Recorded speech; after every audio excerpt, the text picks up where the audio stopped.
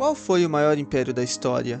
Muitos dirão que foi aquele de guerreiros das estepes forjado pelo gênio militar de Gengis Khan, que estabeleceu suas terras de um horizonte ao outro, mas cujo legado é marcado apenas pelo sangue e pelo fogo da destruição. Outros apontarão para o Império Britânico do século XIX, onde diziam que o sol nunca se punha e suas embarcações velejavam por todos os oceanos, espalhando sua influência por cada continente. No entanto, seu brilho foi efêmero, sempre ameaçado por rivais como a França, e sua hegemonia desvaneceu com o tempo.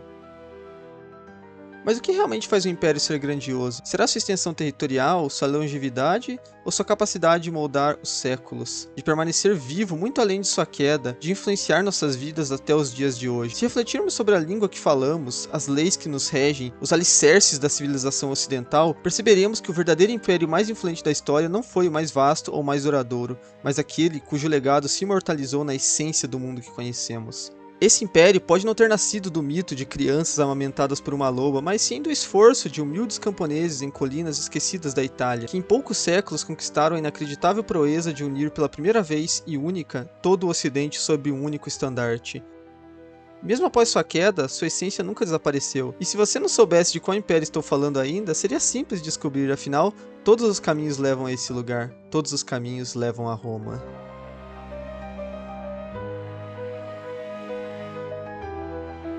Hoje convido você a embarcar comigo em uma jornada a camadas profundas do mundo que conhecemos, mas não será apenas um passeio por curiosidades ou segredos obscuros, será uma imersão na grande forja que moldou a civilização que vivemos, desde sua fundação até a ruína, passando por suas dinastias, suas glórias e suas tragédias. Acompanharemos cada batalha, cada conquista e cada erro fatal que levou ao colapso da grandiosa Roma. Mas a história de Roma é mais do que uma sucessão de eventos, é uma epopeia de poder e ambição, de luz e escuridão, de vitórias estrondosas e derrotas devastadoras. É uma história de amor e de guerra, da ordem e do caos, de civilização e de barbárie. Como toda grande peça de tragédia, possui um início, um clímax e um fim. Portanto, prepare-se para uma verdadeira viagem ao império que nunca deixou de viver. Bem-vindo ao iceberg do Império Romano.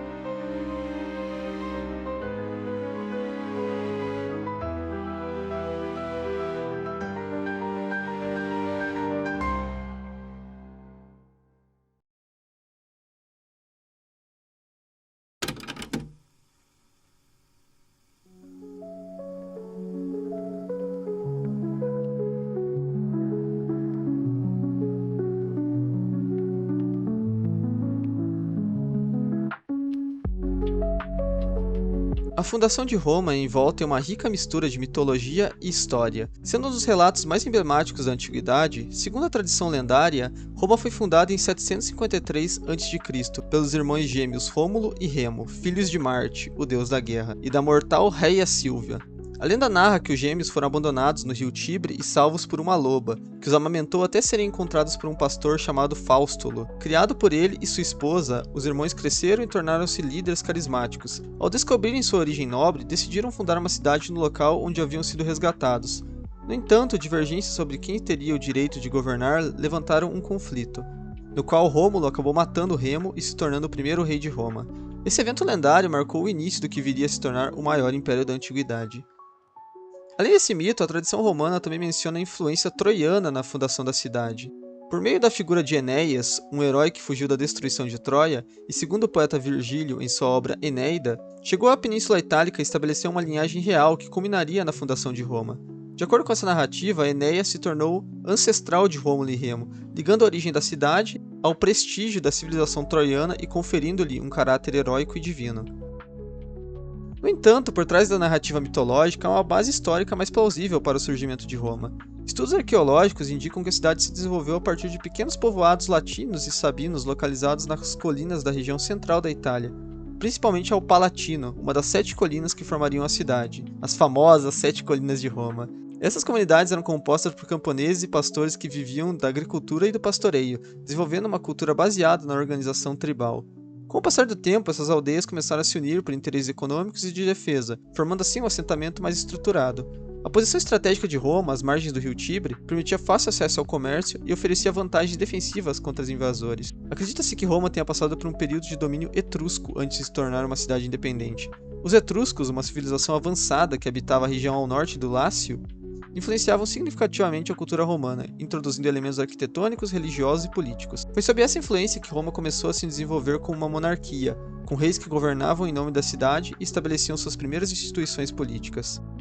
Ao longo dos séculos, Roma passou de um pequeno assentamento agrícola para uma cidade-estado próspera, lançando as bases para sua futura expansão. A transição de monarquia para a república, ocorrida por volta de 500 a.C., foi um marco fundamental na história da cidade, consolidando sua identidade política e permitindo que ela se tornasse o núcleo de um império que influenciaria o mundo ocidental por milênios. Dessa forma, a fundação de Roma é um exemplo clássico da fusão entre mito e realidade, onde a tradição lendária se entrelaça com evidências arqueológicas para contar a história do nascimento de uma das maiores civilizações e mais grandiosas da história humana.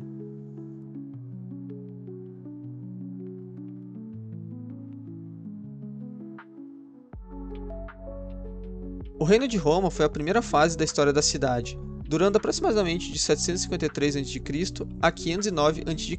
É importante lembrar sempre que eu tô falando aqui antes de Cristo, até teve gente que falou no último vídeo pra gente falar era comum e coisa assim. Eu falo antes de Cristo que eu acho que é mais fácil a galera entender, mas em Roma não se usava, obviamente, ainda o antes e depois de Cristo, tá? Em Roma era muito comum que eles usassem um calendário, na verdade, que se baseava desde a fundação da cidade. Então se falava, tal evento aconteceu 20 anos depois da fundação da cidade. Tem um nome em latim pra isso, mas eu confesso que eu não tô me lembrando agora no momento. Segundo a tradição, Roma foi governada por 7 reis, cada um contribuindo de maneira significativamente para o desenvolvimento da cidade e suas instituições. Embora a veracidade de todos os reis seja debatida, suas histórias foram preservadas pela tradição romana e exercem grande influência na cultura da cidade. É bem curioso, né, que sejam 7 reis, 7 colinas, né? O 7 é um número bem presente aí em Roma, né? O primeiro rei de Roma foi Rômulo, o lendário fundador da cidade. Após matar seu irmão Remo, Rômulo estabeleceu as primeiras instituições políticas e sociais da cidade, criando o Senado e organizando os cidadãos em tribos. Durante seu reinado, Roma se expandiu, conquistando territórios vizinhos e atraindo novos habitantes. Ele desapareceu misteriosamente no final de seu governo, e alguns relatos afirmam que teria sido levado pelos deuses e transformado na divindade Quirino. É uma figura bem lendária, né? Após Rômulo, 6 outros reis governaram Roma, alternando entre latinos e etruscos. Numa Pompílio, o segundo rei, ficou conhecido por sua natureza pacífica e pela organização das práticas religiosas romanas, além de ter introduzido várias instituições sacerdotais.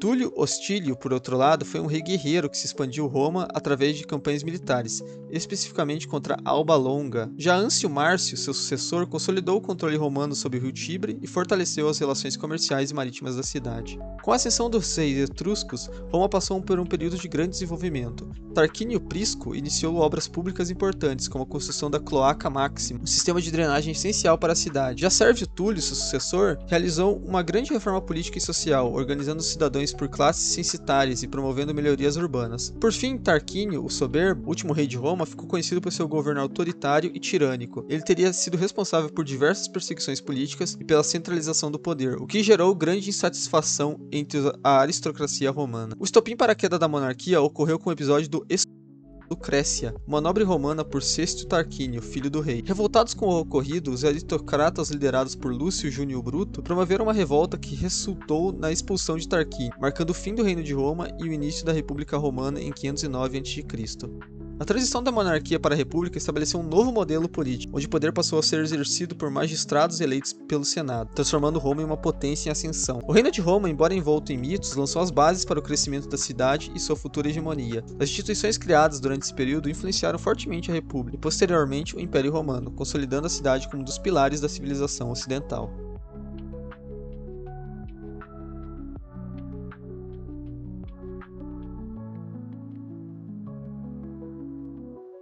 A República Romana foi um período da história de Roma que se estendeu de 509 a.C., com a queda da monarquia, até 27 a.C., quando Otávio recebeu o título de Augusto e estabeleceu o Império Romano, mas isso é para depois. Durante esses quase 5 séculos, Roma passou por um intenso processo de expansão, conflitos internos e reformas institucionais que moldaram o mundo ocidental. Com a queda do rei, Roma adotou um novo sistema de governo baseado no poder compartilhado e na limitação da autoridade individual. O governo republicano era baseado na divisão de poderes entre magistrados eleitos e o Senado. Os principais cargos eram os discônsules, que exerciam o poder executivo por um ano, e o Senado, composto por membros da aristocracia que governavam a política da cidade. Além disso, outros magistrados, como os pretores, encarregados da justiça, e os censores, responsáveis pelo censo e pela moral pública, desempenhavam papéis essenciais na administração de Roma. Nos primeiros séculos da República, Roma foi marcada por intensos conflitos sociais entre patrícios, a elite aristocrática, e os plebeus, que formavam a maior parte da população, mas tinham poucos direitos políticos. Esses confrontos, conhecidos como lutas de ordens, levaram a uma série de reformas que gradualmente concederam mais direitos aos plebeus. A criação do cargo de tribuno da plebe em 494 a.C. foi um marco nesse processo, permitindo que esses representantes vetassem decisões prejudiciais à plebe. Outras conquistas importantes foram a promulgação da Lei das 12 Tábuas em 450 a.C., que formalizou as leis romanas, e a abertura do consulado aos plebeus no século IV a.C. A República Romana se caracterizou por um grande expansionismo. Inicialmente, Roma consolidou seu domínio sobre o Lácio e a Itália, enfrentando povos como etruscos, sanitas e gauleses. Em seguida, a cidade se envolveu em conflitos internacionais, como as Guerras Púnicas contra Cartago, mas isso a gente já vai falar mais. Os irmãos Graco, Tibério e Caio tentaram implementar reformas agrárias no século II, distribuindo terras públicas entre os cidadãos pobres. No entanto, suas propostas enfrentaram forte oposição do Senado, resultando em suas mortes e inaugurando um período de violência política.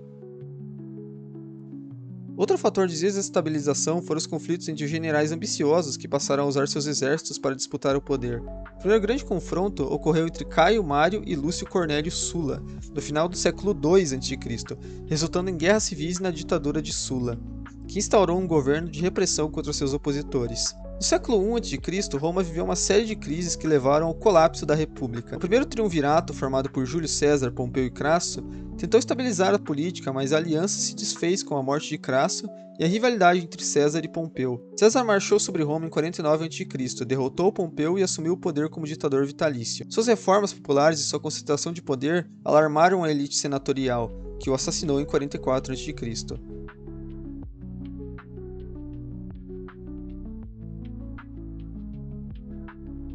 O vácuo de poder resultante levou a novos conflitos, culminando no segundo triunvirato, composto por Otávio, Marco Antônio e Lépido. Após a derrota de Marco Antônio e Cleópatra na Batalha de Ácio, em 31 a.C., Otávio consolidou seu domínio e em 27 a.C. foi aclamado Augusto, tornando-se o primeiro imperador de Roma e encerrando a República.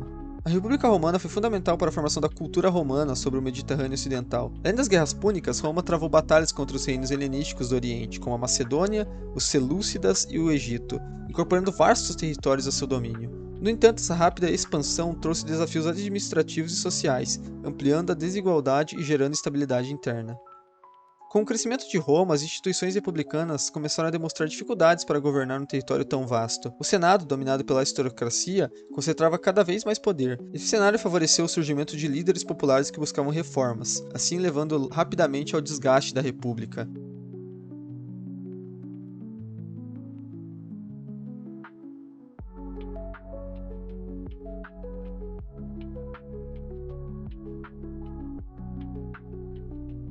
Cartago foi uma poderosa cidade-estado localizada no norte da África, na atual Tunísia.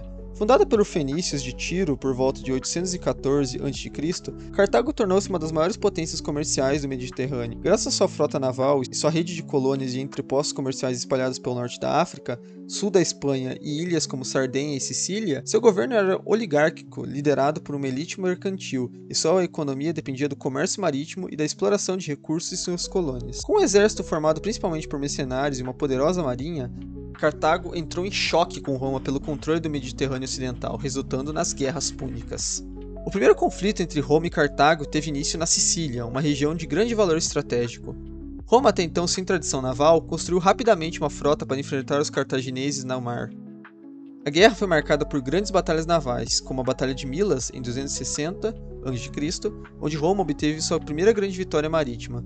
Após anos de conflitos, os romanos conquistaram uma vitória decisiva na Batalha das Ilhas Égadas, em 241 a.C., forçando Cartago a pedir paz.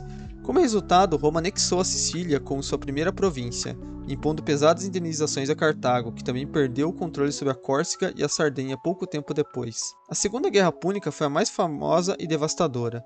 Ela teve início após a ascensão de Aníbal Barca, um brilhante general cartaginês que, Para vingar as derrotas anteriores, decidiu atacar Roma de maneira inesperada. Em vez de enfrentar os romanos no mar, Aníbal liderou seu exército por terra, partindo da Espanha, atravessando os Alpes com uma força composta por soldados e elefantes de guerra.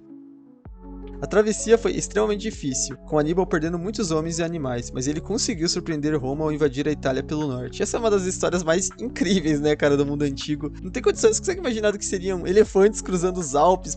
É uma cena que, assim, que eu queria queria que tivesse uma câmera naquela época pra poder ter gravado, né. Uma das batalhas mais impressionantes da guerra foi a Batalha de Cannas, em 260 a.C., onde Aníbal, utilizando uma estratégia de cerco, destruiu quase todo o exército romano, infligindo uma das piores derrotas da história de Roma. Durante mais de uma década, Aníbal permaneceu na Itália, vencendo várias batalhas, mas sem conseguir tomar Roma em definitivo. Enquanto Aníbal lutava na Itália, os romanos decidiram atacar Cartago diretamente. O general público Cornélio Cipião, posteriormente chamado de Cipião Africano, conduziu uma campanha vitoriosa na Espanha e em 240 a.C. invadiu o território cartaginês. Isso forçou Aníbal a retornar à África, onde foi derrotado na Batalha de Zama, em 202 a.C. Com essa derrota, Cartago perdeu suas colônias, sua frota e ficou sujeita às severas restrições impostas por Roma. Mesmo após a derrota, Cartago conseguiu se recuperar economicamente, o que despertou receios em Roma. O senador Catão o Velho tornou-se um dos maiores defensores da destruição completa da cidade, encerrando todos os seus discursos com a frase: "Cartago deve ser destruída". Em 149 a.C., Roma encontrou um pretexto para declarar guerra e cercou Cartago. Os cartagineses resistiram heroicamente por 3 anos, mas em 146 a.C., após um longo cerco, Roma finalmente invadiu e destruiu a cidade. A população foi massacrada ou vendida como escrava, e a cidade foi completamente arrasada. Segundo relatos, os romanos teriam até espalhado sal sobre as terras de Cartago para evitar sua reconstrução. Com a destruição de Cartago, Roma tornou-se a maior potência do Mediterrâneo Ocidental, consolidando seu domínio sobre vastos territórios.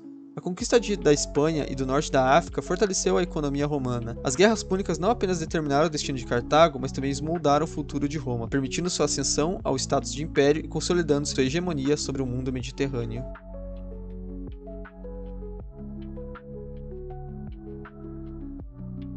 Caio Júlio César é uma das figuras mais marcantes da história de Roma. Nascido em 100 a.C., ele cresceu em um período turbulento político e conflitos internos da República Romana. Desde cedo demonstrou ambição e habilidades políticas notáveis, traçando um caminho que o levaria a se tornar um dos mais poderosos líderes de Roma, embora nunca tenha sido imperador. César iniciou sua ascensão política no sistema republicano através da tradicional carreira política, conhecida como cursus honorum, até alcançar o consulado em 59 a.C. Durante seu consulado, utilizou sua aliança com Crasso e Pompeu, conhecida como o Primeiro Triunvirato, para consolidar seu poder e aprovar reformas que favoreciam o povo e suas próprias ambições. Sua fama, no entanto, se deve especialmente às suas campanhas militares. Após seu consulado, César foi nomeado governador da Gália, onde conduziu uma das campanhas mais impressionantes da história militar. Durante a Guerra da Gália, de 58 a 50 a.C., ele derrotou tribos locais, incluindo a decisiva Batalha de Alésia contra Vercingetorix, um dos maiores reis gauleses, expandindo significativamente os domínios romanos e aumentando seu prestígio. No entanto, essa ascensão causou temor no Senado e seu antigo aliado Pompeu, que se tornou seu rival. Em 49 a.C., ao término do seu governo na Gália, o Senado ordenou que ele retornasse a Roma sem seu exército. Em um ato de desafio, César atravessou o rio Rubicão com as legiões, pronunciando a famosa frase: "A sorte está lançada", iniciando assim uma guerra civil. Em uma campanha relâmpago, derrotou Pompeu, que fugiu para o Egito, onde foi assassinado por ordem do faraó Ptolomeu XIII. Foi no Egito que César encontrou Cleópatra, com quem teve um relacionamento intenso, e um filho, Ptolomeu XV, mais conhecido como Cesarião. Cleópatra, buscando consolidar seu poder contra seu irmão, contou com a ajuda de César, que derrotou as forças de Ptolomeu XIII e garantiu o trono à rainha egípcia. Após sua estadia no Egito, César seguiu para suas campanhas, derrotando os últimos apoiadores de Pompeu e retornando triunfante a Roma. Com seu poder absoluto garantido, César recebeu o título de ditador perpétuo em 44 a.C., acumulando poderes imensos e promovendo reformas sociais e administrativas significativas. Ele reorganizou o calendário romano, distribuiu terras para os veteranos e implementou mudanças para fortalecer o governo. No entanto, sua crescente autoridade gerou descontentamento entre os senadores republicanos, que viam nele uma ameaça à república. Em 15 de março de 44 a.C., César foi assassinado em uma conspiração liderada por Brutus e Cássio, dois senadores que alegavam agir em defesa da República. Apunhalando múltiplas vezes no Senado, sua morte causou um vácuo de poder que mergulhou Roma em uma nova guerra civil. Com César morto, a República estava à beira do colapso. Seu sobrinho e herdeiro adotivo Otávio, junto com Marco Antônio e Lépido, formariam um segundo triunvirato para vingar sua morte e redefinir o futuro de Roma, dando os primeiros passos para o nascimento do Império Romano.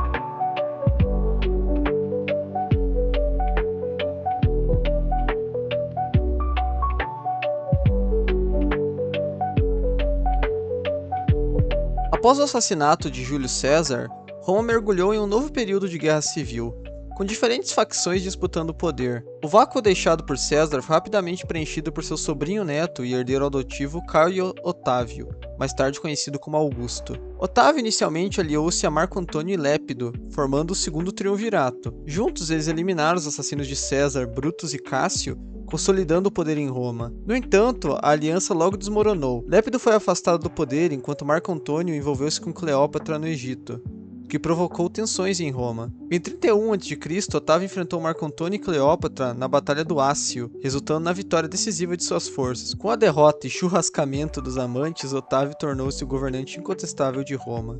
Logo, Otávio deu início a um processo político cuidadosamente planejado para manter as aparências republicanas enquanto consolidava sua autoridade. No Senado, anunciou a renúncia de seus poderes extraordinários, mas na prática recebeu o título de Augusto e o controle vitalício sobre as províncias e legiões. Esse ato marcou simbolicamente o fim da República e o nascimento do Império Romano, com Augusto como seu primeiro imperador. Durante seu reinado, Augusto estabeleceu as bases para a estrutura imperial, reorganizando o exército, fortalecendo a administração e promovendo uma era de estabilidade conhecida como Pax Romana. Reformou o sistema de províncias, garantindo maior controle sobre os governantes e evitando revoltas.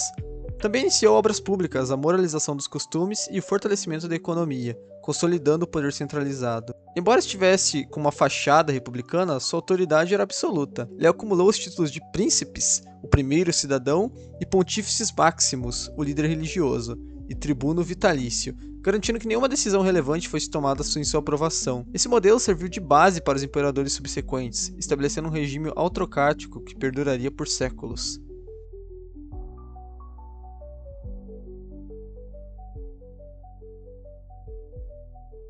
A dinastia Júlio-Claudiana foi a primeira dinastia imperial de Roma, governando de 27 a.C.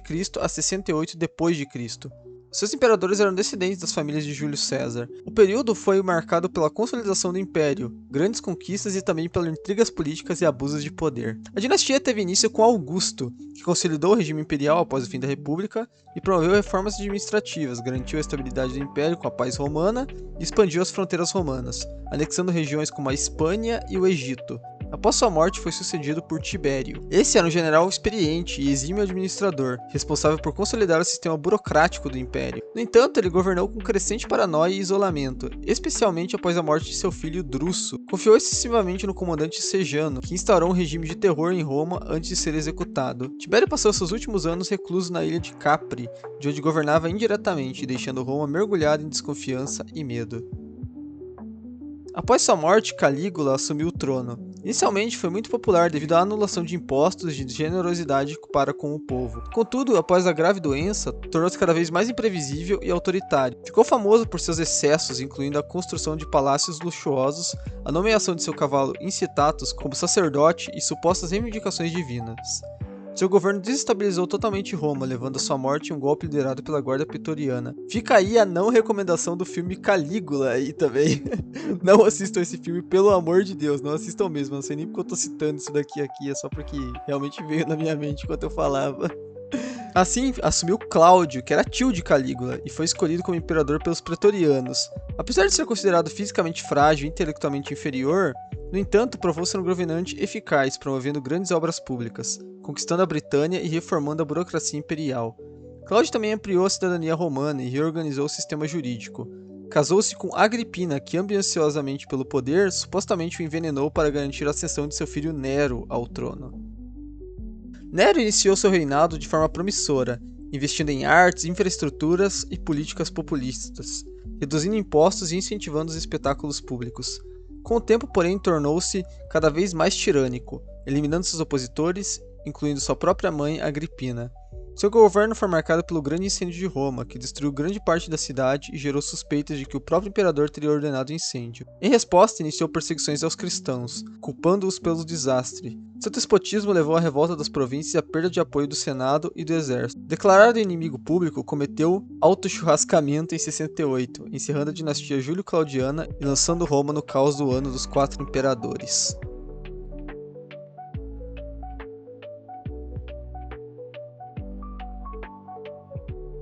O Ano dos 4 Imperadores foi um dos períodos mais caóticos da história de Roma.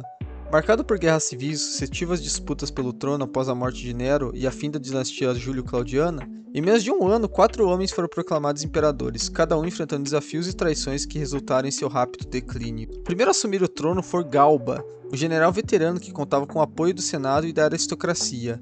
No entanto, seu governo foi impopular devido à sua austeridade e recusa em pagar recompensas prometidas aos soldados. Sua fraqueza levou à sua queda quando Otão, um antigo aliado de Nero, organizou um golpe e o assassinou em janeiro de 69. Otão, agora imperador, tentou consolidar seu poder, mas enfrentou a oposição de Vitélio, governador da Germânia, que foi proclamado imperador por suas legiões. Os exércitos de Vitélio marcharam sobre Roma e, após a derrota de suas forças na Batalha de Bedriaco, Otão cometeu suicídio em abril de 69. Apenas 3 meses depois de seu reinado. Vitélio assumiu o trono, mas sua posição era frágil, conhecido por seus excessos e favoritismo para seus aliados germânicos. Ele rapidamente perdeu seu apoio, enquanto isso, as legiões do Oriente proclamaram Vespasiano, comandante da Judéia, como imperador. Suas forças avançaram para Roma, derrotando os exércitos de Vitélio, e em dezembro de 69, Vitélio foi capturado e executado brutalmente. Com a vitória de Vespasiano, a instabilidade chegou ao fim. Ele fundou a dinastia Flaviana e iniciou o governo voltado para a reconstrução de Roma, garantindo uma nova era de estabilidade e reformas. Assim, o ano dos 4 imperadores terminou com a ascensão de um líder capaz de restaurar a ordem e fortalecer o Império Romano.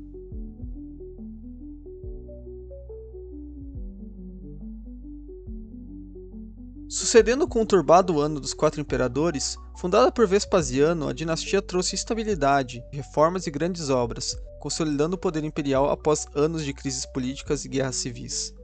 Vespasiano trouxe um governo pragmático e voltado para a reconstrução do império. Ele reorganizou as finanças imperiais que haviam sido enfraquecidas pelos excessos de Nero e pelos conflitos civis.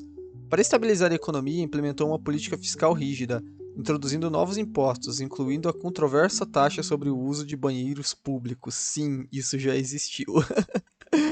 Além disso, impulsionou grandes projetos de reconstrução, sendo o mais icônico nisso da construção do Coliseu. Reconstrução não, de construção, né? O Coliseu vai ser construído agora, financiado com o saque da Judéia. Seu governo também consolidou o controle romano sobre a província da Judéia, onde a primeira revolta judaica foi sufocada em 70, resultando na destruição do Templo de Jerusalém. Vespasiano era conhecido por seu senso de humor e pragmatismo, sendo um líder respeitado que restaurou a ordem em Roma e preparou o caminho para seus sucessores.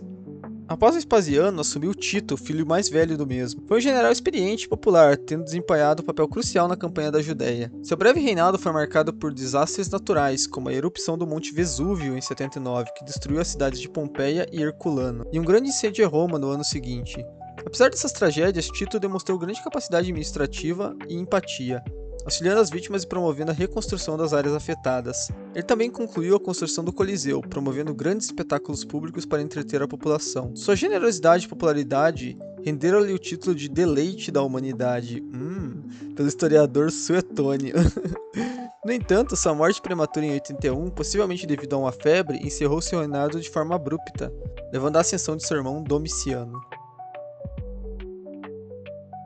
Domiciano, irmão de Tito, governou de forma autoritária e centralizadora, buscando fortalecer o poder imperial em detrimento do Senado. Ele reformou a economia, aumentou os salários dos soldados e investiu em infraestrutura, construindo templos, estradas e fortalezas ao longo das fronteiras romanas. Seu governo foi marcado por campanhas militares bem-sucedidas, especialmente na Germânia e na Britânia, onde consolidou o domínio romano. No entanto, sua crescente paranoia levou a perseguições políticas, promovendo execuções de senadores e altos funcionários que consideravam conspiradores. Ele também reforçou o culto imperial, exigindo ser tratado como um deus ainda em vida, o que aumentou a oposição entre a elite romana. Em 96 foi assassinado em sua conspiração palaciana envolvendo sua esposa Domícia Longina e oficiais da corte, encerrando a dinastia Flaviana e abrindo caminho para uma nova era de governo. O Domiciano é aquele lá que também muita gente fala que seria a segunda besta do Apocalipse no livro de Apocalipse da Bíblia, né, gente? Eu lembro de ter citado ele no meu iceberg lá do cristianismo que eu fiz, mas eu não sei se essa parte ficou no vídeo final ou se eu cortei, sendo sincero. Deixa nos comentários, eu vou lançar essa parte no vídeo aqui só porque, sei lá, eu gosto de dar essas comentadas além do texto que eu escrevi. Eu acho que, sei lá, dá uma vivência a tudo que eu tô falando, não? Com a morte de Domiciano, o Senado escolheu Nerva como imperador, iniciando a dinastia dos Antoninos e um período de maior cooperação entre o imperador e o Senado, conhecido como a Era dos Cinco Bons Imperadores. O fim da dinastia Flaviana marcou a transição para um império mais estável e administrado com maior participação da aristocracia senatorial.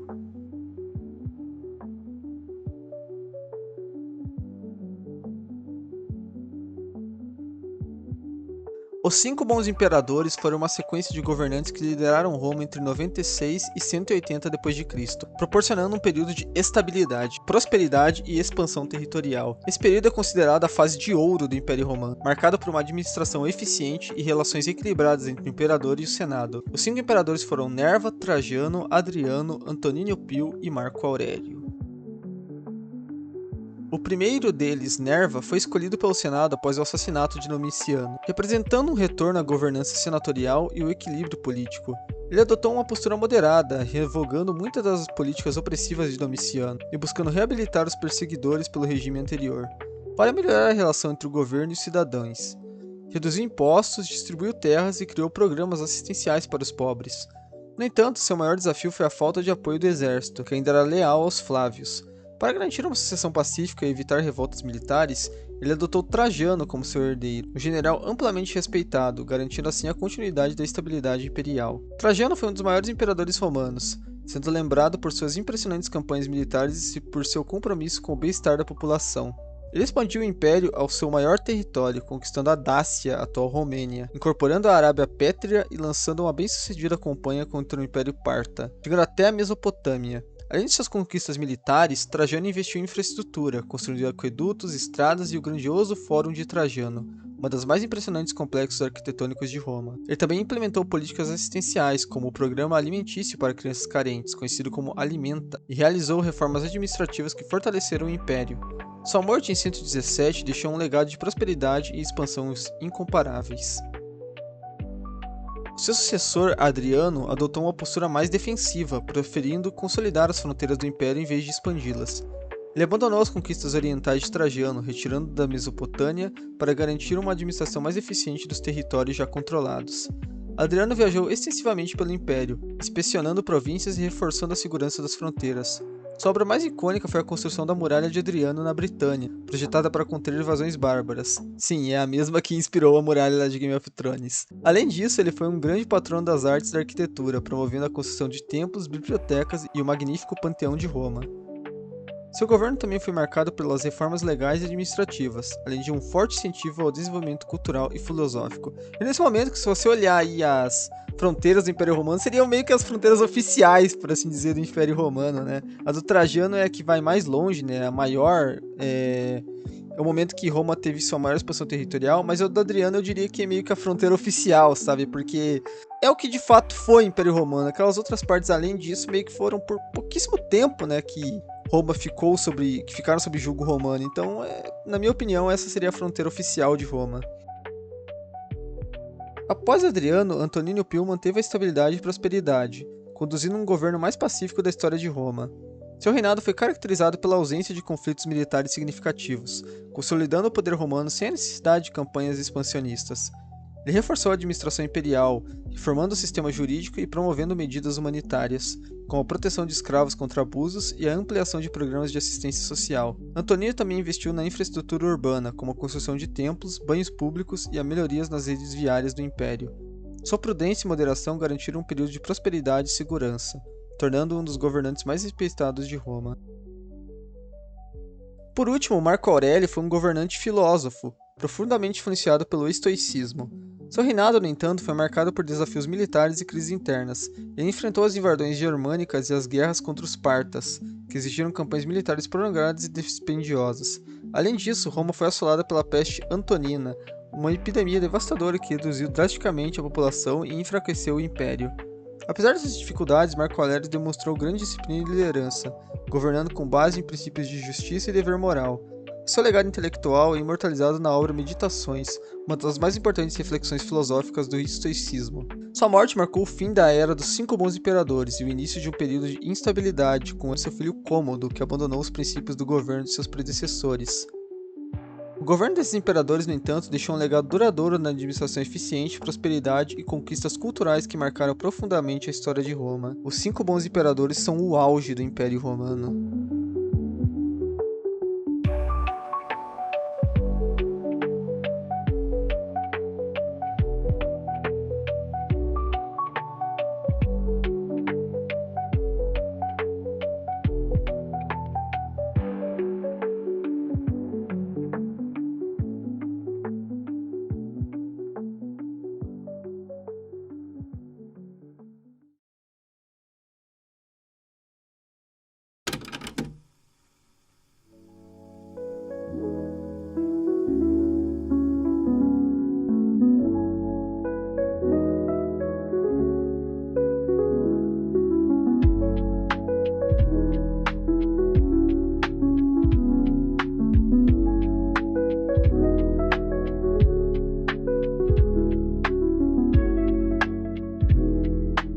Cômodo foi o imperador que encerrou a era dos 5 bons imperadores, marcando o início de um período de declínio e instabilidade para Roma. Filho de Marco Aurélio, ele foi o primeiro governante em quase um século a ascender ao trono por direito hereditário, quebrando a tradição de adoção de sucessores competentes que haviam garantido a estabilidade do império. Sua administração foi marcada pelo abandono das políticas eficazes de seus predecessores e por um governo cada vez mais autoritário e extravagante. Diferente de seu pai, Cômodo não demonstrava interesse pelos deveres administrativos e militares do império. Ele preferiu delegar funções a seus favoritos e conselheiros corruptos, que governaram em seu nome enquanto ele se dedicava a luxos, festas e entretenimentos. Com gosto peculiar por gladiadores, Cômodo chegou a lutar pessoalmente no Coliseu, promovendo-se como um novo Hércules e exigindo ser venerado como um deus em vida. É importante lembrar que o filme Gladiador se passa nessa época mesmo, mas não levem a história do filme a sério, tá? É ficção aquilo, mas é uma ficção baseada em histórias reais, por isso é uma ficção histórica, né? O governo de Cômodo também foi marcado por conspirações e perseguições políticas. Sua crescente paranoia levou à execução de muitos senadores e oficiais de alta patente, o que gerou grande descontentamento entre a elite romana. Ele também se distanciou do exército, preferindo manter o controle absoluto através de sua guarda pessoal, os pretorianos, que frequentemente abusavam de seu poder. No plano econômico, seu governo foi um desastre. Ele aumentou os gastos excessivos dos espetáculos e luxos pessoais, desvalorizou a moeda e criou novos impostos, agravando a crise financeira do império. Além disso, em um de seus atos mais controversos, ele tentou rebatizar Roma como Colônia de Cômodo, e até os meses do ano foram renomeados em sua homenagem, evidenciando sua megalomania. Sua tirania e comportamento errático acabaram lhe rendendo inúmeros inimigos. Em 192 d.C., ele foi assassinado em uma conspiração liderada por sua amante Márcia, seu camareiro Ecletus e o prefeito pretoriano Leto, após tentarem envenená-lo sem sucesso. Chamaram um lutador chamado Narcísio que o estrangulou em seu banho. A morte de Cômodo encerrou a dinastia dos Antoninos e mergulhou Roma no caos. Sem um sucessor claro, o império entrou em um turbulento ano dos 5 imperadores. Mais um ano aí com vários imperadores, mas dessa vez em 193, um período de guerra civil e disputas pelo trono. Assim, o fim de Cômodo marcou não apenas o término da era dos 5 bons imperadores, mas também o início de uma fase de instabilidade que levaria à gradual decadência do Império Romano.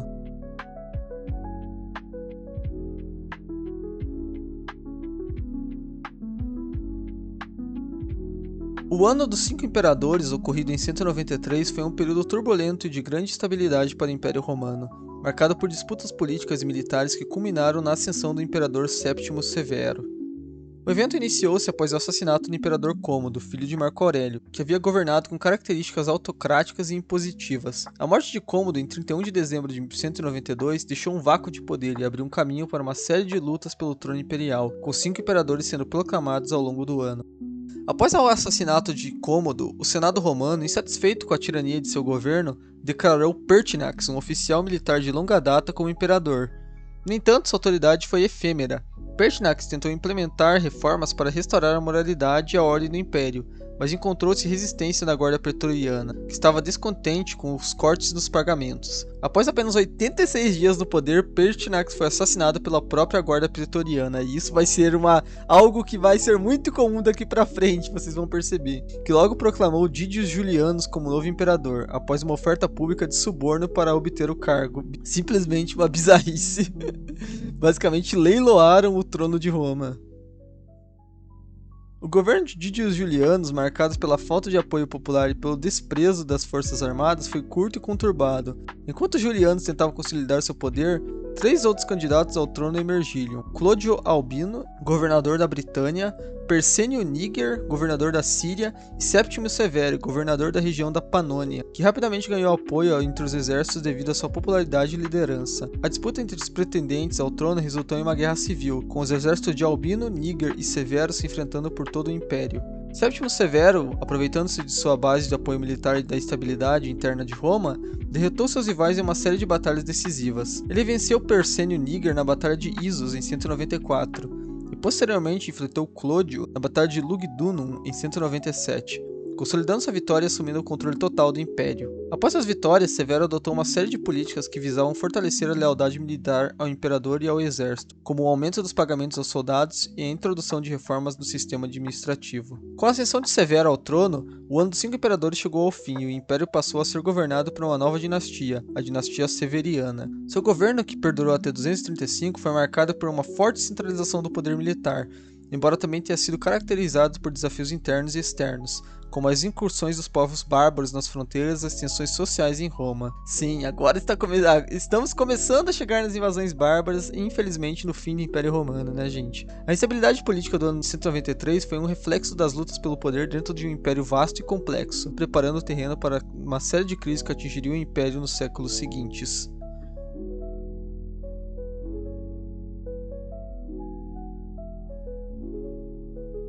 A dinastia Severa governou o Império Romano de 193 a 235, começando com a ascensão de Séptimo Severo ao trono após o tumultuado ano dos 5 imperadores. Após a morte de Severo, seus filhos Caracara e Geta assumiram o trono, inicialmente governando juntos. A relação entre os irmãos era tensa e, em 212, Caracalla mandou assassinar Geta, tornando-se o único imperador. Caracalla continuou as políticas de seu pai, incluindo aumentos de pagamentos às tropas, mas sua administração foi marcada pela repressão e pela violência. A mais notável ação de Caracalla foi a concessão da cidadania romana a todos os habitantes livres do Império com o Edito de Caracalla. Ou seja, todo mundo que vivia no Império Romano agora era cidadão romano. Caracalla foi assassinado em 217, provavelmente como resultado de uma conspiração dentro de seu próprio exército. Seu sucessor, Macrino, havia sido comandante da guarda pretoriana. Tentou se afastar das políticas militares de Severo e de Caracalla. Ele foi deposto e executado em 218, quando Heliogábalo, um jovem sacerdote do Sol Invicto, foi proclamado imperador. O reinado de Heliogábalo, que ficou famoso por seu comportamento excêntrico e controverso, foi extremamente popular e ele foi assassinado em 222. Daria um vídeo só sobre o Heliogábalo, assim como daria um vídeo sobre Nero, sobre Calígula. Todos esses caras dariam pra fazer um vídeo só sobre a vida deles. Aqui é meio que um resumo, esse iceberg, né? Os tópicos são mais dinâmicos, então não dá pra gente se aprofundar tanto em cada um desses temas, mas assim, tem cada imperador, um dia acabaria até fazendo, na verdade, um ranking do pior ao melhor imperador, porque olha, tem cada coisa que é impressionante. Alexandre Severo, sobrinho de Heliogábalo, assumiu o trono após a morte de seu predecessor. Embora fosse um governante mais moderado e procurasse restaurar a ordem no Império, sua administração também enfrentou grandes desafios. Sua tentativa de reformar e apaziguar o Império não foi suficiente para impedir o crescente poder das legiões, que passaram a influenciar cada vez mais a política imperial. Isso é uma coisa que vocês vão perceber aí, né, gente? Que a guarda pretoriana e o exército vão se tornar cada vez mais fortes, mais presentes aí, e vão praticamente mandar de fato no poder imperial, diferente de como era lá na República, que era basicamente o poder civil, né, do Senado. A dinastia Severa chegou ao fim em 235, quando Alexandre Severo foi assassinado por suas próprias tropas durante uma campanha contra os germânicos. Esse assassinato marcou o fim da dinastia e o início de um período de estabilidade conhecida como a anarquia militar, caracterizada pela sucessão de imperadores, muitos dos quais eram escolhidos diretamente pelas legiões. Durante esse período, o Império foi marcado por uma crise profunda, como a fragmentação do poder e o enfraquecimento das instituições centrais. Embora a dinastia Severa tenha deixado um legado de fortalecimento militar e reformas administrativas, sua queda refletiu o crescente poder do exército e a instabilidade política interna, fatores que continuaram a caracterizar o Império Romano nas décadas seguintes.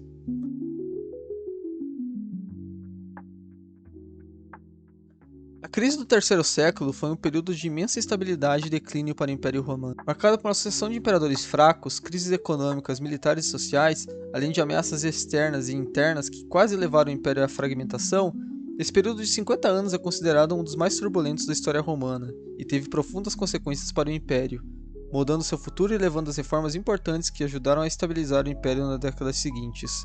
A crise foi em grande parte consequência do sistema político criado pela dinastia Severa, que concentrava cada vez mais poder na mão do exército.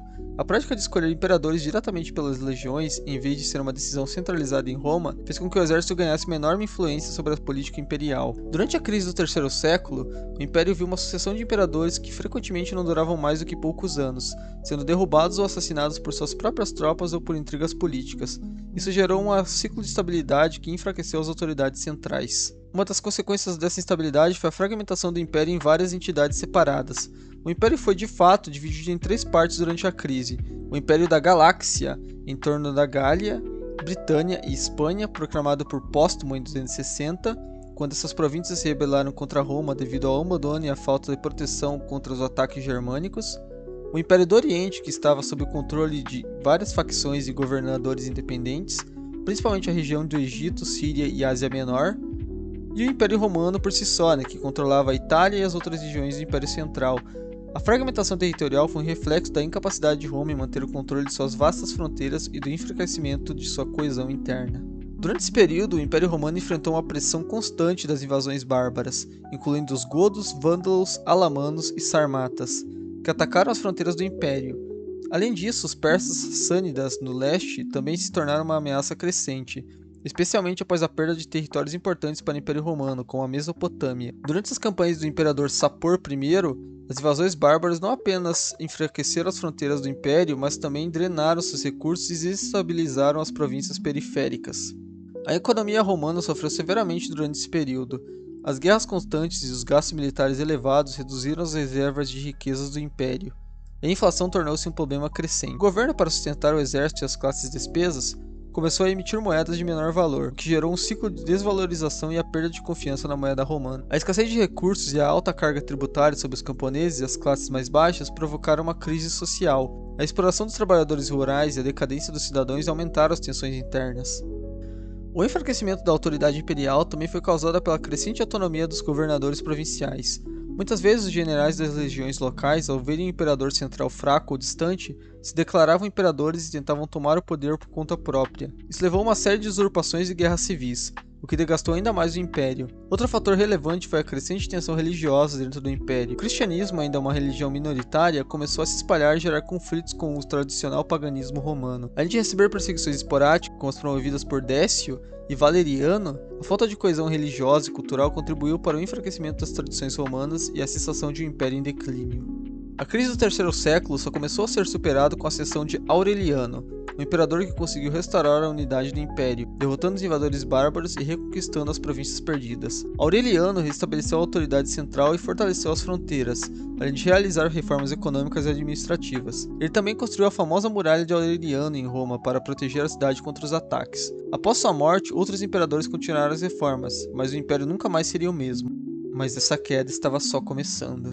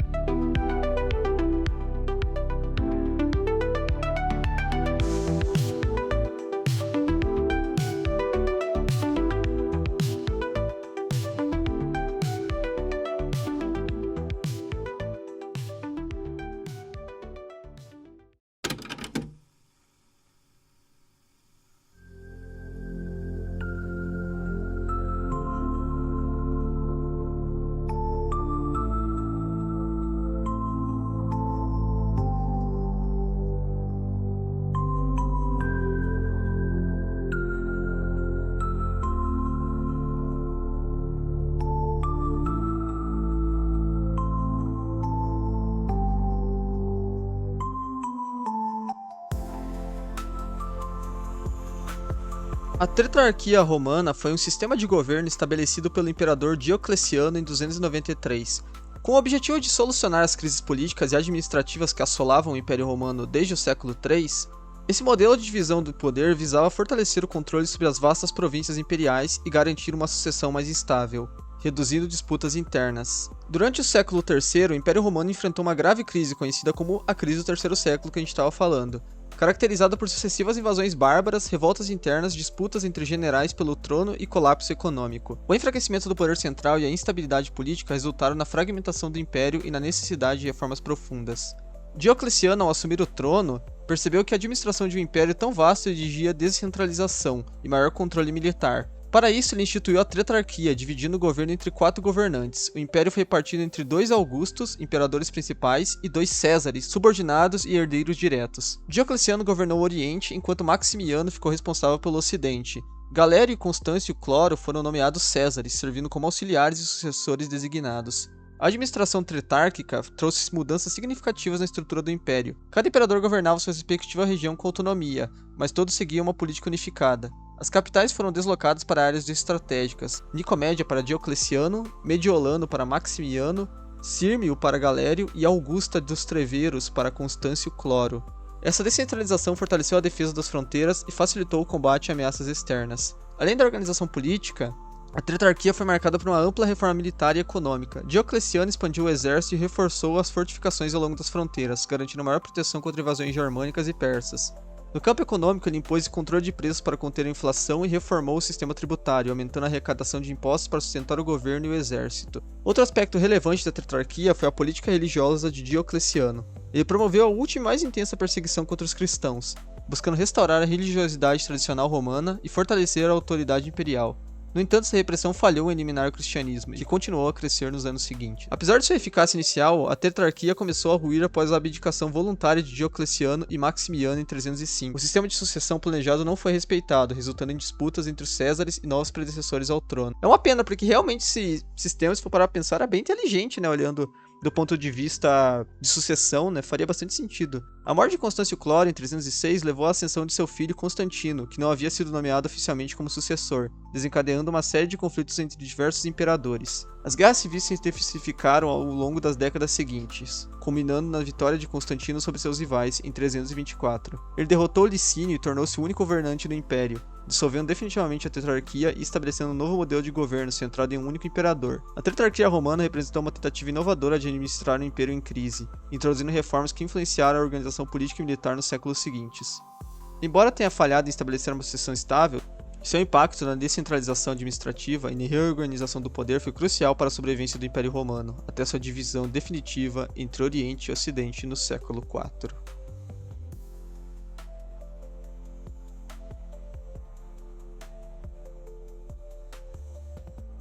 Constantino, também conhecido como Constantino o Grande, foi um dos imperadores mais influentes da história romana.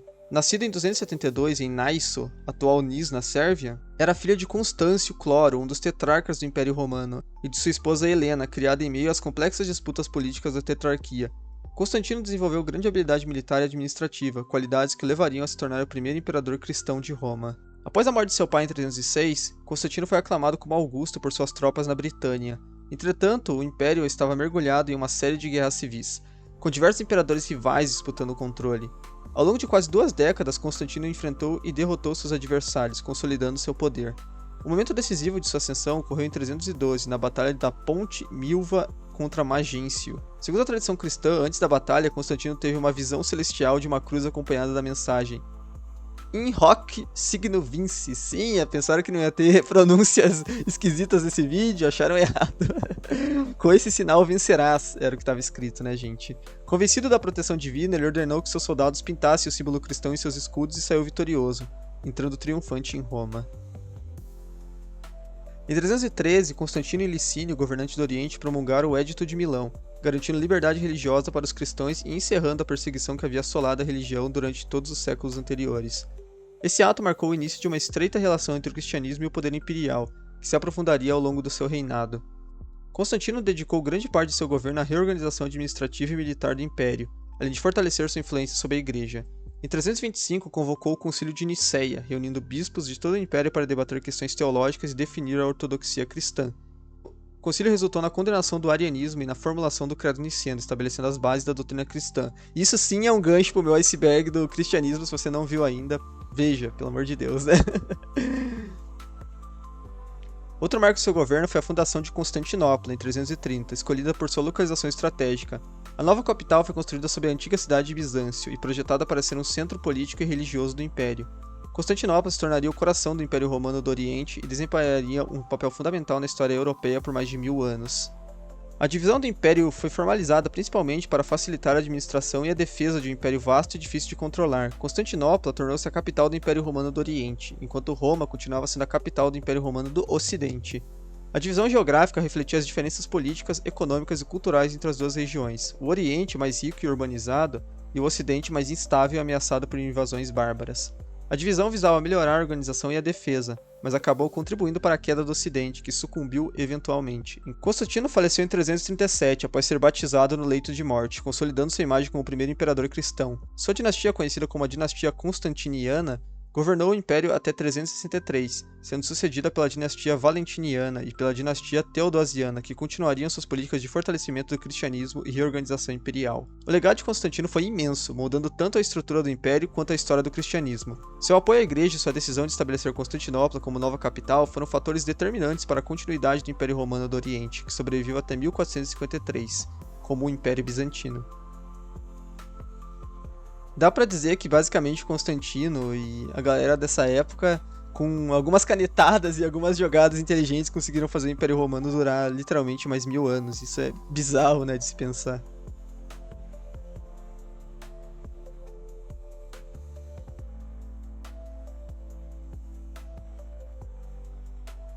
O cristianismo surgiu no século I na região da Judéia, a partir da pregação de Jesus de Nazaré. Sua mensagem baseava-se na fé em um único Deus, na salvação por meio do arrependimento e na promessa da vida eterna. Seus ensinamentos, fortemente influenciados pela tradição judaica, enfatizaram o amor ao próximo, a humildade e a justiça. No entanto, sua pregação também desafiava as autoridades religiosas judaicas e romanas, resultando em sua crucificação sob o governo de Pôncio Pilatos. Após sua crucificação por volta de ano 30, seus seguidores, conhecidos como apóstolos, espalharam sua mensagem pelo Mediterrâneo. Entre eles, Paulo de Tarso desempenhou um papel fundamental na expansão da nova fé, levando-a além dos limites judaicos e convertendo os gentios, os não-judeus. Suas epístolas ajudaram a consolidar a doutrina cristã e a estabelecer comunidades em várias cidades romanas, como Antioquia, Corinto e Éfeso. Essas primeiras comunidades organizavam-se em torno de reuniões clandestinas, onde realizavam orações, leituras das escrituras e a celebração da Eucaristia. O cristianismo chegou a Roma ainda no século I, impulsionado pelo intenso comércio e trânsito de pessoas dentro do império. A capital rapidamente se tornou um dos principais centros cristãos. Apesar de perseguição dos imperadores romanos, o primeiro grande episódio de repressão ocorreu sob Nero, que culpou os cristãos pelo grande incêndio de Roma em 64, levando à execução de muitos de seus seguidores, incluindo, segundo a tradição, os apóstolos Pedro e Paulo. Apesar da perseguição, o cristianismo se expandiu devido à sua mensagem de esperança, solidariedade e vida após a morte, atraindo cada vez mais seguidores, especialmente entre as classes mais baixas e os escravizados. A estrutura da igreja começou a se consolidar com a formação de bispados e uma hierarquia mais organizada. No século III, os cristãos já estavam presentes em todas as grandes cidades do Império, e algumas figuras de destaque, como Tertuliano, Cipriano de Cartago e Orígenes, contribuíram para a sistematização da teologia cristã. A partir do século III, o cristianismo começou a ganhar mais adeptos, inclusive entre as classes altas do Império.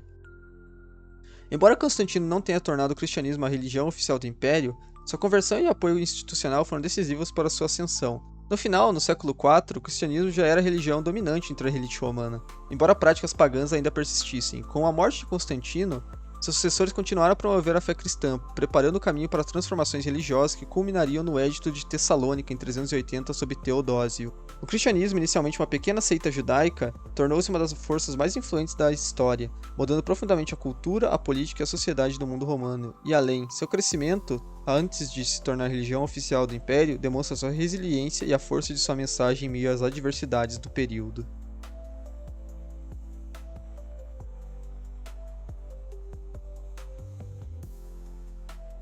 Teodósio, conhecido como Teodósio o Grande também, geralmente os caras gostam de se chamar de o Grande, né? Impressionante. Foi um dos imperadores mais importantes do final do Império Romano. Nascido em 347 na Espanha, ele ascendeu ao trono em 379, após ser nomeado co-imperador pelo então imperador oriental Graciano, para governar a porção oriental do Império. Sua ascensão ocorreu em meio a uma crise, com ameaças externas dos godos e conflitos internos que desestabilizavam Roma. Basicamente todo mundo aqui, depois do século III, todo mundo tá no meio da crise, né, na verdade. Resumindo, né. Desde o início de seu governo, Teodósio adotou uma postura firme em relação à religião, sendo um fervoroso defensor do cristianismo niceno, a vertente que rejeitava o arianismo e havia sido estabelecida como ortodoxia pelo Concílio de Nicéia em 325. Para consolidar essa posição, em 27 de fevereiro de 380, ele promulgou o famoso Edito de Tessalônica, um decreto que tornou o cristianismo niceno a religião oficial do Império Romano. O Edito de Tessalônica, assinado por Teodósio e seus co-imperadores Graciano e Valentiniano II, ordenava que todos os cidadãos do Império adotassem a fé cristã conforme os ensinamentos do bispo de Roma e de Alexandria. O documento condenava todas as formas de cristianismo consideradas heréticas, especialmente o arianismo, e estabelecia sanções para aqueles que se recusassem a seguir a doutrina oficial. Assim, o paganismo e outras correntes cristãs começaram a ser perseguidas de forma mais sistemática. A política religiosa de Teodósio levou ao fechamento de templos pagãos, a proibição de sacrifícios tradicionais e a marginalização das antigas práticas religiosas romanas e gregas. Além disso, ele apoiou a destruição de ícones e templos pagãos, como o famoso Serapeu de Alexandria, marcando uma virada definitiva na transição do mundo romano do paganismo para o cristianismo. Apesar de sua ênfase na unificação religiosa, Teodósio também enfrentou desafios políticos e militares. Ele teve que lidar com revoltas internas e com a ameaça dos visigodos, que haviam derrotado Roma na Batalha de Adrianópolis em 378. Para lidar com essa situação, ele negociou tratados e permitiu que os godos se estabelecessem dentro das fronteiras do Império como federados, uma decisão que teria grandes consequências no futuro, grandes mesmo, hein, Teodósio?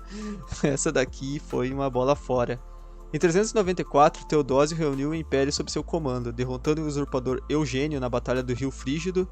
Essa vitória consolidou sua posição como o último imperador a governar tanto a porção ocidental quanto a oriental do Império Romano. No entanto, sua morte em 395 levou à divisão definitiva do Império entre seus filhos, Arcádio e Honório, marcando o início do declínio da parte ocidental.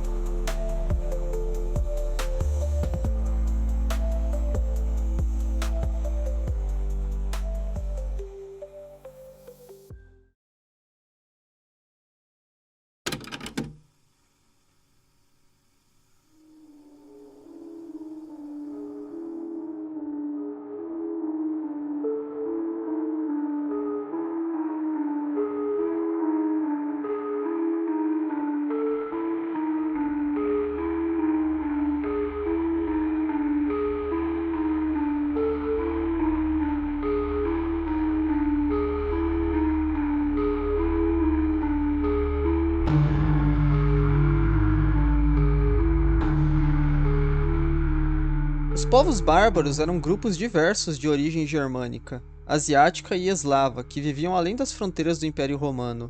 O termo bárbaro foi utilizado pelos romanos para designar qualquer povo que não era pertencente à sua cultura ou não falasse latim ou grego. Entre os principais grupos estavam os godos, vândalos, francos, alamanos, saxões, hunos e eslavos, cada um com suas próprias tradições, estruturas sociais e modos de vida. A maioria desses povos se originava das vastas regiões da Germânia, da Escandinávia e das estepes asiáticas.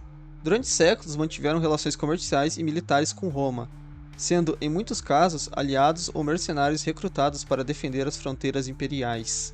No entanto, a partir do século III, começaram a exercer uma pressão cada vez maior sobre o Império, contribuindo para sua desestabilização. Vários fatores explicam o crescimento da ameaça bárbara nesse período. O declínio econômico e militar de Roma enfraqueceu sua capacidade de manter suas vastas fronteiras, tornando o Império vulnerável a invasões. Além disso, as migrações em massa e as disputas internas entre diferentes tribos levaram ao deslocamento de populações inteiras em busca de terras férteis e segurança. A chegada dos hunos, um povo nômade vindo da Ásia Central, foi um fator determinante, pois forçou diversos grupos germânicos a fugir para dentro das fronteiras romanas, pressionando o Império a aceitá-los ou combatê-los. O primeiro grande impacto dessas migrações ocorreu em 376, quando os godos, fugindo dos hunos, pediram permissão para se estabelecerem em território romano. No entanto, a má administração romana levou a revoltas, culminando na Batalha de Adrianópolis, no qual o exército romano foi derrotado e o imperador Valente morto. Esse evento demonstrou a fragilidade do Império e incentivou novas invasões. Ao longo do século V, os ataques bárbaros tornaram-se ainda mais intensos. Embora inicialmente vistos como inimigos, os povos bárbaros desempenharam um papel grande na formação da Europa medieval.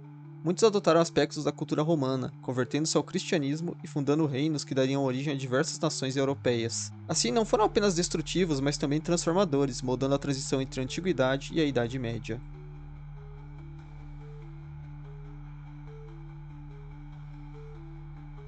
Átila o Huno foi um dos líderes mais temidos e reverenciados da Antiguidade, cuja figura permaneceu marcada pela ferocidade de seus feitos militares e pela sua habilidade estratégica. Nascido por ano de 406, em algum lugar das estepes da Ásia Central, Átila permaneceu em um dos povos nômades mais destemidos e enigmáticos da história, os Hunos.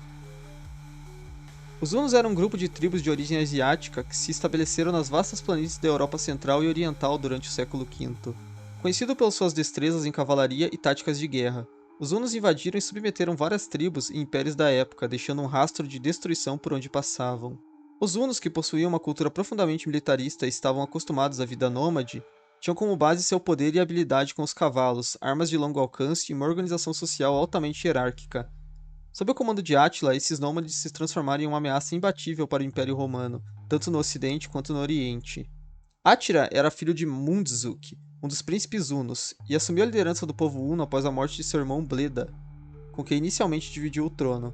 A ascensão de Átila ao poder foi marcada por sua astúcia, força de vontade e ambição imensa. O reinado de Átila, que durou de 434 até sua morte em 453, foi caracterizado por uma série de campanhas militares devastadoras que consolidaram seu nome como um dos maiores guerreiros da antiguidade. No início de seu governo, Átila estabeleceu uma aliança com o Império Romano do Oriente, mas à medida que aumentava seu poder, os hunos começaram a exigir tributos maiores dos romanos, levando a uma série de confrontos. E o primeiro deles foi quando invadiu a região do Império Romano do Oriente, forçando o imperador Teodósio II a pagar pesados tributos em troca de paz. A verdadeira demonstração de poder de Átila veio no início da década de 450, quando ele se voltou contra o Império Romano do Ocidente. Em 451, ele invadiu a Gália, onde enfrentou uma coalizão de forças romanas e bárbaras sob o comando do general Flávio Écio, na famosa Batalha dos Campos Cataláunicos. Embora tenha sido derrotado, o impacto de sua invasão foi imenso e sua reputação como líder imbatível cresceu ainda mais. Após sua incursão na Gália, Átila voltou sua atenção para a Itália, invadindo várias regiões do norte e devastando cidades como Aquileia, que foi completamente destruída. Roma, por sua vez, temia ser a próxima alvo, mas a cidade foi poupada, possivelmente graças à diplomacia da famosa visita de Papa Leão I a Átila, que, de acordo com a tradição, convenceu o líder huno a recuar. Embora a veracidade dos detalhes dessa história seja discutível, o episódio é simbolicamente importante, pois reflete a capacidade de Átila de ser tanto um conquistador implacável quanto um negociador pragmático quando necessário. O reinado de Átila chegou ao fim em 453, quando ele morreu inesperadamente, possivelmente devido a uma hemorragia interna após uma festa de casamento. Sua morte marcou o início do declínio do Império Huno, já que seus filhos não conseguiram manter o mesmo nível de unidade e poder. O Império Huno se fragmentou rapidamente após sua morte, com suas tribos se dispersando e sendo assimiladas por outros povos. Átila é lembrado até hoje como o Flagelo de Deus, um título que reflete tanto o medo que ele inspirava quanto a destruição que trouxe ao Império Romano e outras regiões da Europa. Sua figura se tornou mítica ao longo dos séculos, sendo associada à brutalidade e ao poder absoluto. No entanto, ele também pode ser visto como um líder que soube como aproveitar as fraquezas de seus inimigos e explorar as tensões dentro do Império Romano para alcançar seus objetivos.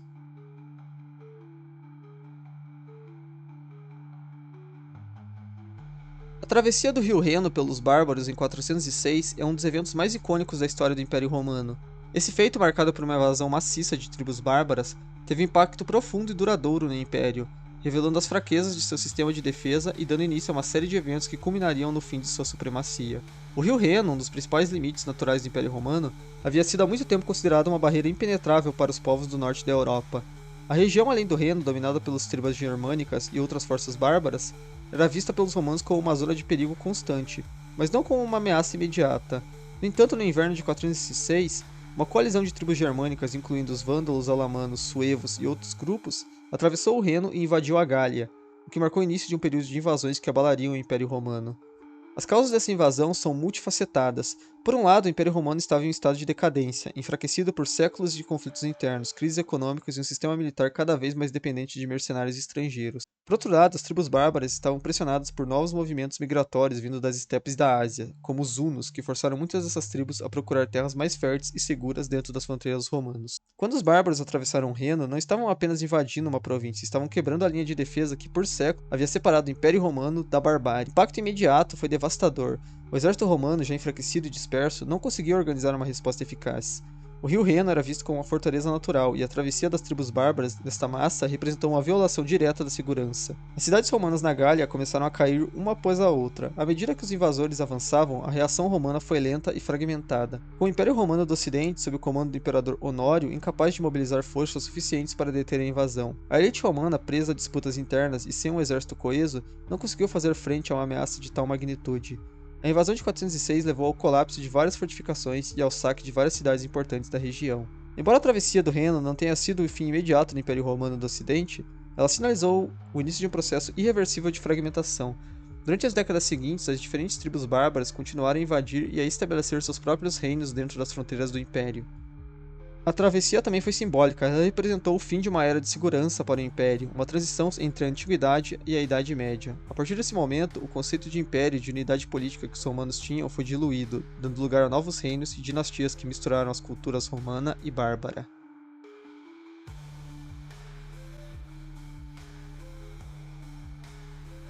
Os saques de Roma pelos povos bárbaros são alguns dos eventos mais emblemáticos da queda do Império Romano do Ocidente.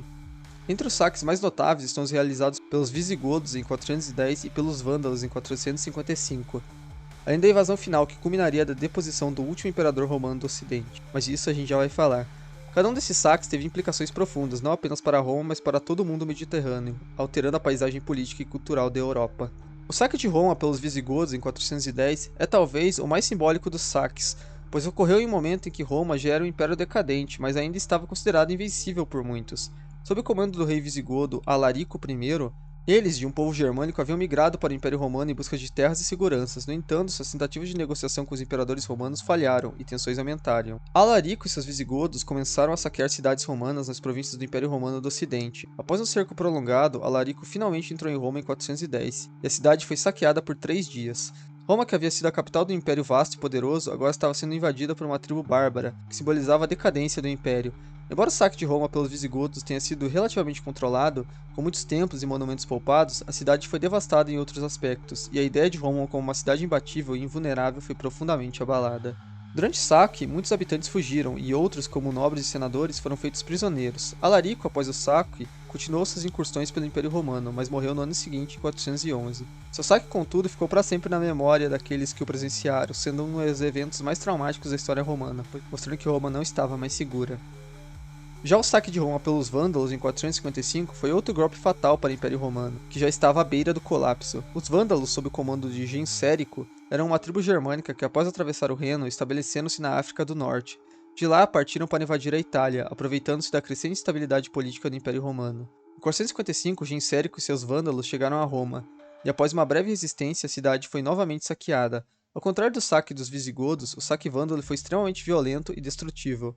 O saque durou 14 dias e os vândalos não hesitaram em destruir e pilhar o que encontravam pela frente. Roma foi saqueada com tal brutalidade que a palavra vandalismo surgiu posteriormente para descrever atos de destruição sem sentido e violência, e é usada até hoje. O saque de 455 pelos vândalos também é notável pelo fato de que, durante o saque, eles capturaram muitos dos tesouros da cidade, incluindo a famosa Cruz de São Pedro, e até mesmo alguns membros da elite romana, levando-os como prisioneiros para Cartago. Este saque, combinando com a destruição e pilhagem, foi um reflexo de total desmantelamento do Império Romano. Roma nunca se recuperaria completamente desse evento, e o saque pelos vândalos simbolizava o fim da cidade como centro do poder imperial.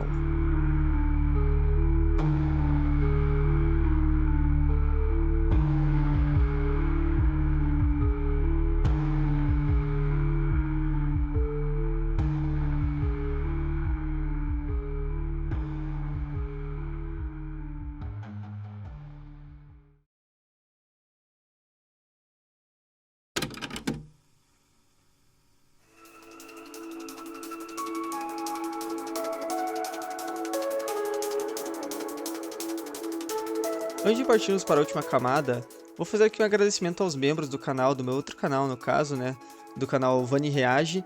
Pra quem não sabe, eu tenho esse outro canal, que na verdade era um canal de react, mas hoje em dia é mais focado em lives e coisas assim, então todo dia não, geralmente de segunda a sexta, tirando a quarta, eu tô em live. Geralmente eu abro, a ideia era abrir às 9 as lives, mas eu acabo atrasando geralmente, então é às 9 às 10 ali, eu geralmente acabo abrindo a live, ficando até de madrugada. Então se você tem interesse em trocar uma ideia comigo e, sei lá, curtir a madrugada e assistir uns vídeos e tal, se inscreve lá que eu tenho certeza que você vai curtir, tá bom? Fica o convite também aí ao Discord do canal, pô, por favor, entrem lá. É super interessante, tem uma comunidade bem unida aí, estamos sempre se divertindo juntos, fazendo outras coisas iradas e divertidas. Mas de verdade, é uma comunidade relativamente pequena, mas muito unida que a gente tem, então seria muito legal se você participasse, tenho certeza que você ia gostar. Além disso, fica aqui claro meu agradecimento a todos que são membros, né, como eu ia dizendo. Muito obrigado a todo mundo aí que gasta seu suado dinheirinho comigo, então muito obrigado mesmo. Ainda não liberei os membros desse canal aqui. Eu tava pensando em criar um quadro no membros que seria meio que comentando comentários, sabe? Tipo, pegando comentários de vocês e respondendo. Em um vídeo mostrando a cara mesmo, no caso seria só para membros, esse vídeo. Acho que seria legal, uma ideia interessante, tem tantos comentários maneiros, eu vi no último que a galera comentou bastante sobre Santos Sudário, e eu queria meio que fazer uma réplica, sabe, trocar uma ideia sobre esse assunto. Então, talvez eu faça isso, deixa nos comentários o que vocês acham dessa ideia, tá bom? Enfim, espero que vocês estejam gostando do Iceberg, espero que tenha ficado muito bom, e vamos pra última camada aí, ver o fim desse império incrível que foi o Império Romano, né, gente? Espero que vocês gostem. Se preparem que daqui pra baixo é só bizarrice.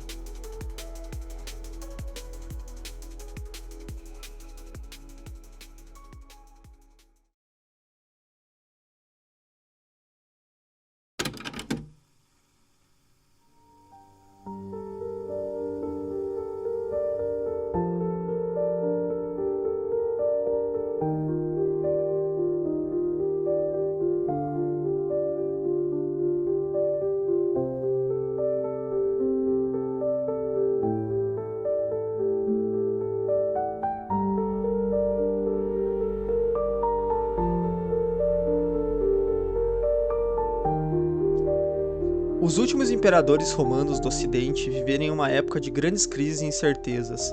Quando o Império Romano estava em um lento e agonizante processo de declínio, a partir do início do século V, os imperadores romanos foram marcados por sucessivos governantes fracos, intrigas políticas e principalmente invasões bárbaras.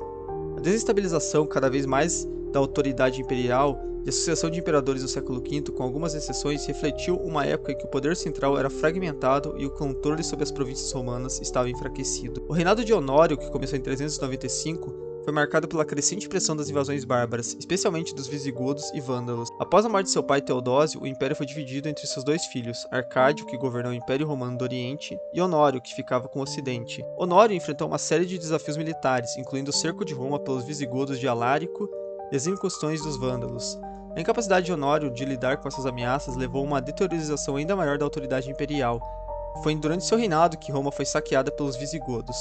Honório foi um imperador fraco e muitas vezes dependente de seus generais para tomar decisões cruciais.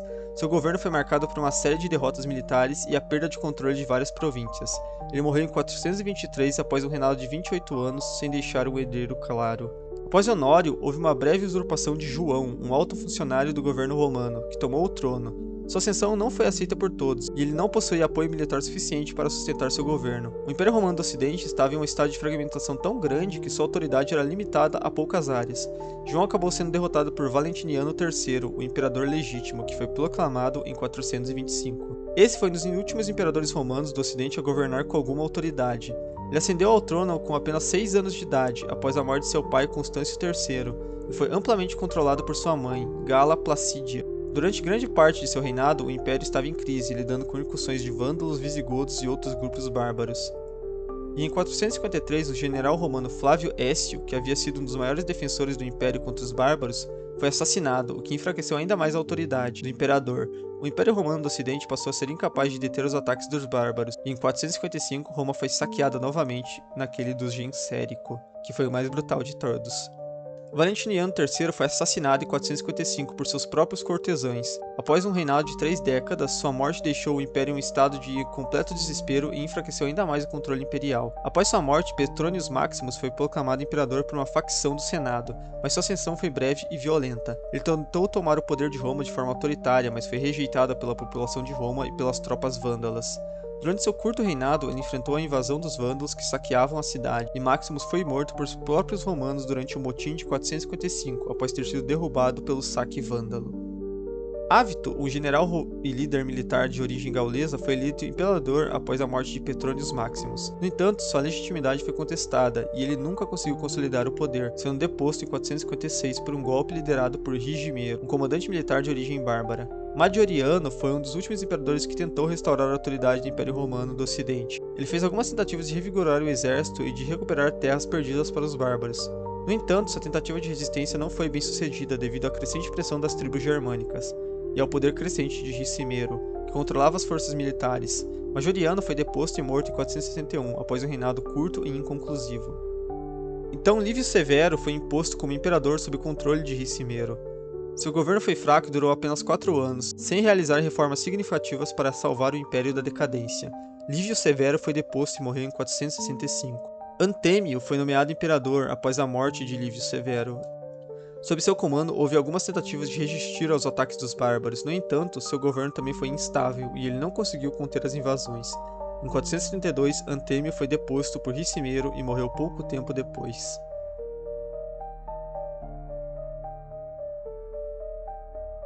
Enfim, chegamos ao último imperador romano do Ocidente, Rômulo Augusto.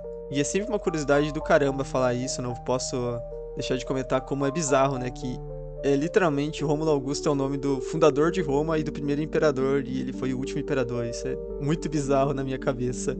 Ele subiu ao trono em 475, após ser imposto por seu pai Orestes, um líder militar de origem germânica. Rômulo Augusto era um jovem inexperiente e não tinha poder real. Seu reinado foi apenas uma fachada para o controle real de Orestes e de Ricimero, o comandante militar que governava nos bastidores. Em 436, Orestes recusou-se a ceder terras aos Erulos, uma tribo germânica, e isso levou o líder erulo Odoacro a rebelar-se. Odoacro depôs Rômulo Augusto em setembro de 476, tornando-se rei da Itália. Esse evento marcou o fim oficial do Império Romano do Ocidente, já que Rômulo Augusto foi o último imperador a governar o Império. Embora Odoacro tenha enviado as insígnias imperiais ao imperador bizantino do Oriente, o Império Romano do Ocidente já não tinha mais o poder centralizado para governar suas vastas terras. O último saque de Roma ocorreu em 476, antes da deposição de Rômulo Augusto, quando Odoacro e os Erulos tomaram a cidade. Esse saque, no entanto, foi mais simbólico do que destrutivo, refletindo a transição do poder de Roma para o domínio das tribos germânicas.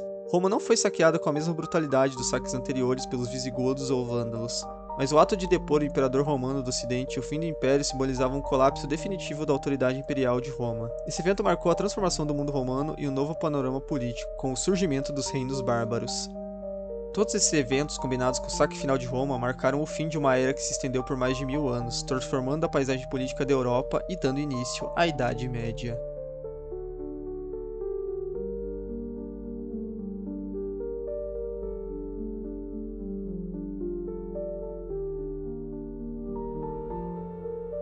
O fim de Roma não foi apenas o desmoronar de uma grande potência militar e política.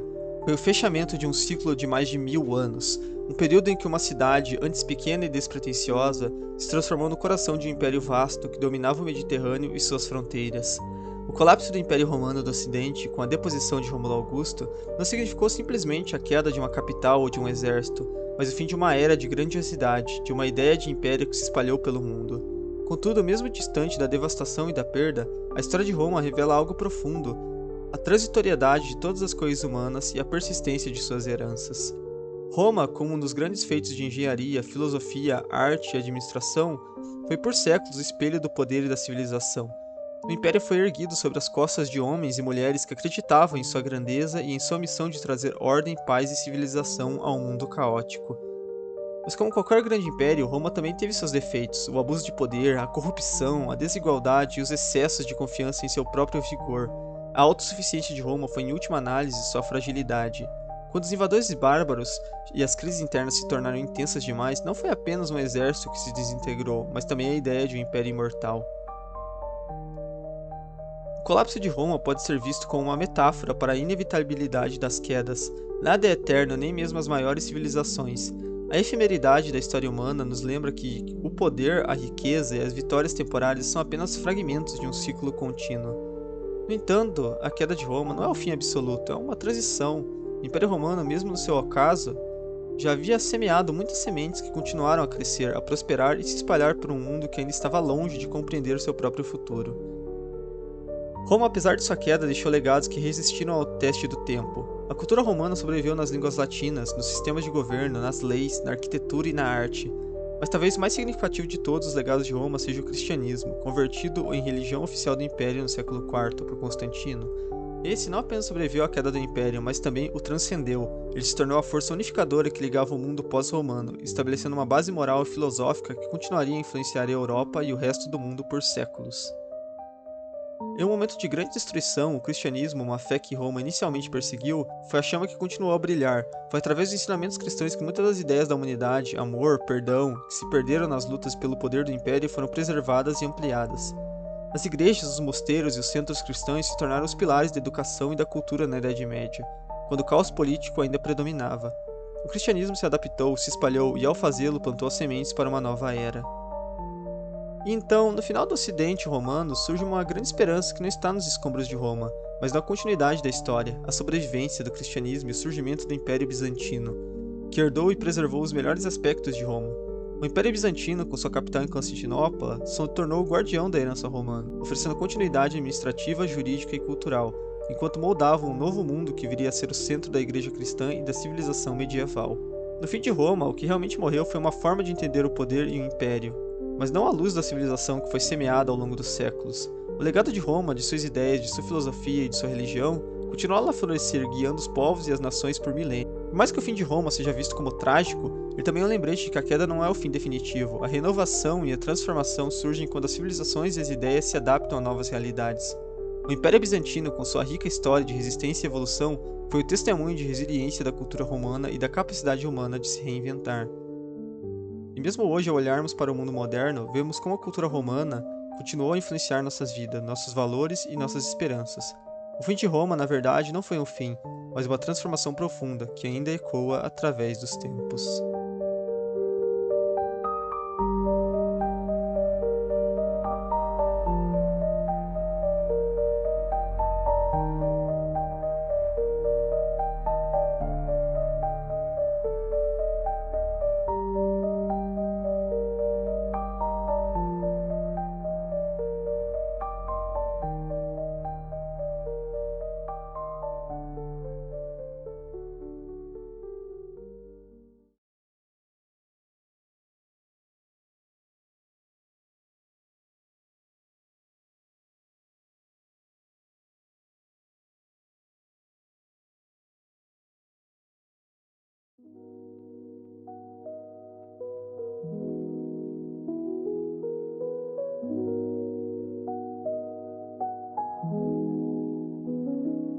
E é isso, né, gente? Chegamos ao fim de mais um iceberg aí, gente. Iceberg do Império Romano. Esse acho que ficou bem maior, eu ainda não editei ele. Tô gravando o áudio antes de editar tudo, então eu não sei exatamente quanto tempo deu, mas eu acho aí que, pelo que eu gravei aqui, eu acho que é o maior de todos que eu já fiz, hein?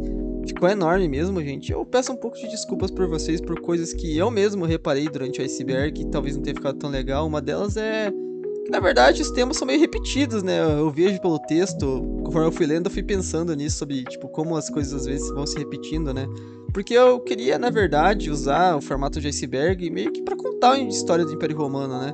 Eu queria fazer meio que um documentário sobre a história de Roma, só que eu queria fazer um iceberg também, então eu meio que juntei as duas coisas e se tornou isso. Só que colocando imperadores, dinastias como camadas, às vezes o texto e o que a gente acaba falando fica meio parecido mesmo, então espero que não tenha ficado chato ou algo assim, né?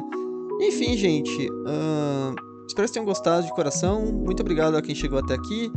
Deixa um like aí, se inscrevam, gente, por favor, não custa nada,